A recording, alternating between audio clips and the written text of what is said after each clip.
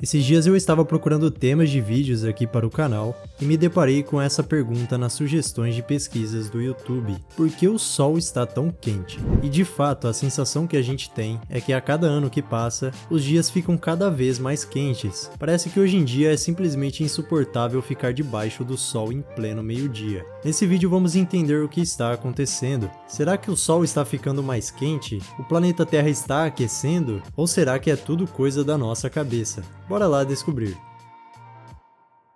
O Sol é uma estrela anã amarela, uma bola quente e brilhante de hidrogênio e hélio no centro do sistema solar. Sem a energia do Sol, a vida como a conhecemos não poderia existir na Terra. Mesmo o Sol estando a cerca de 150 milhões de quilômetros da Terra, a sua luz é forte o suficiente para aquecer o nosso planeta, mantendo a água líquida e impulsionando processos vitais para a vida, como o clima, as estações do ano e a fotossíntese. A parte mais quente do Sol é o seu núcleo, onde as temperaturas chegam a 15 milhões de graus Celsius. A superfície do Sol, chamada fotosfera, é bem mais fria, atingindo cerca de 5.500 graus Celsius. Um dos maiores mistérios do Sol é o fato de que conforme você se afasta da superfície e entra na região chamada coroa, as temperaturas sobem drasticamente, alcançando até 2 milhões de graus Celsius. Ou seja, a coroa solar, que se estende por 8 milhões de quilômetros,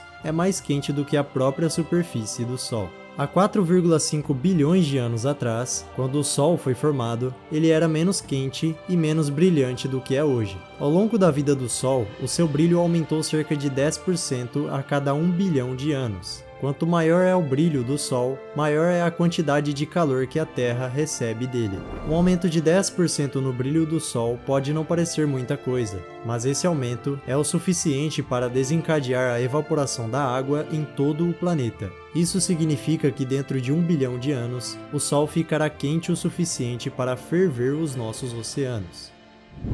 Obviamente, 1 bilhão de anos é muito tempo, e não precisamos nos preocupar com isso agora. Mas será que o Sol tem afetado a temperatura da Terra nos últimos anos? A resposta é não. Segundo a NASA, o Sol pode influenciar o clima da Terra, mas não é o responsável pela tendência de aquecimento que temos visto nas últimas décadas. Sabemos que mudanças sutis na órbita da Terra em torno do Sol são responsáveis pelo surgimento das eras glaciais, mas o aquecimento que temos visto nas últimas décadas é muito rápido para ser ligado a mudanças na órbita da Terra e muito grande para ser causado pelo Sol. Uma das evidências que nos mostram que o Sol não é a causa do aquecimento global vem da observação da quantidade de energia solar que atinge o topo da atmosfera terrestre. Desde 1978, os cientistas têm monitorado a atmosfera da Terra através de sensores em satélites, e os dados mostram que não existe uma tendência de aumento na quantidade de energia solar que chega no nosso planeta.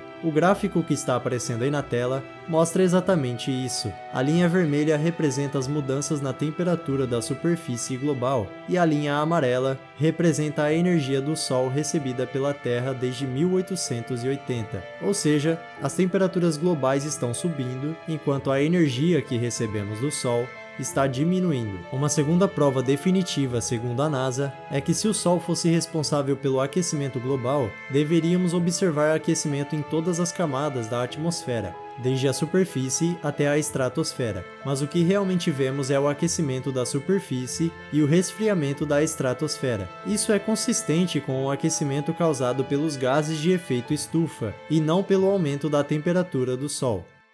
Então, se o problema não é o Sol, qual é o problema? Por que está ficando cada vez mais quente? Eu ia citar aquela notícia do recorde de sensação térmica no Rio de Janeiro em 2023, que tinha batido 59,7 graus Celsius. Só que recentemente, no dia 16 de março de 2024, o Rio de Janeiro bateu outro recorde, atingindo 62,3 graus Celsius de sensação térmica. Isso é simplesmente absurdo. Em janeiro desse ano, teve até um pessoal na cidade de Maricá, no Rio de Janeiro, que acabou dormindo na praia, porque estava estava muito calor e as casas estavam sem energia elétrica. Bom, o primeiro problema são as mudanças climáticas. As mudanças observadas no clima da Terra desde o século XX são impulsionadas pelas atividades humanas, especialmente a queima de combustíveis fósseis, que aumenta os níveis de gases de efeito estufa, que retém o calor na atmosfera da Terra, aumentando a temperatura média da superfície. Os brasileiros têm sentido isso na pele, e os dados mostram isso. Não é coisa da nossa cabeça, realmente está ficando mais quente. Dá uma olhada nesse gráfico que está aparecendo na tela. Ele mostra o aumento das temperaturas desde 1991 até 2020 no Brasil.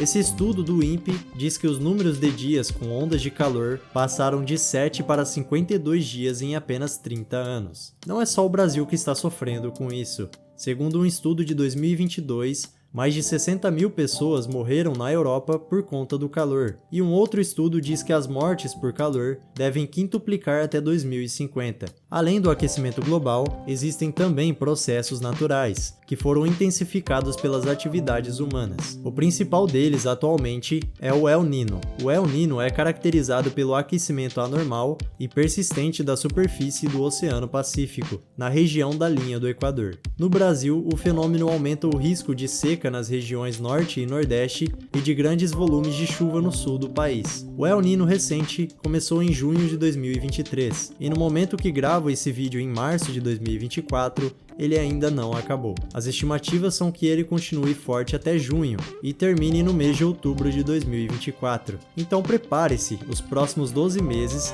serão de calor intenso, com 33% de chance de ultrapassar 2023 como o ano mais quente e uma probabilidade de 99% de ficar entre os 5 anos com as temperaturas mais altas já registradas. Quando o El Niño acabar, ele dará lugar à sua irmã, a La Niña. E eu nem tô brincando. A La Niña é basicamente o oposto do El Niño. É um fenômeno que consiste no resfriamento anormal das águas do Oceano Pacífico. Portanto, podemos ver um alívio momentâneo nas temperaturas. Embora tenhamos esse alívio, a La Niña causará chuvas fortes no norte e nordeste do Brasil e secas no sul. Essa transição em sequência do El Niño para o La Niña não é comum. Normalmente ocorreria um período de normalização das temperaturas do Oceano Pacífico. O que o futuro nos reserva? Um relatório do IPCC, publicado em 2021, concluiu que as emissões de gases de efeito estufa já aqueceram o clima em quase 1,1 graus Celsius desde 1850. A previsão é que a temperatura média global atinja ou exceda 1,5 graus Celsius nas próximas décadas. Essas mudanças afetarão todas as regiões da Terra, e as consequências estão aparecendo aí na tela para quem quiser ver. Pessoal, então é isso. Eu espero ter respondido a dúvida de vocês. Todas as fontes e informações citadas estão na descrição do vídeo. Se você quer apoiar o meu trabalho, se inscreva aqui no canal e, se possível, torne-se um membro. Isso vai me ajudar demais. Obrigado por ter assistido até aqui e até a próxima.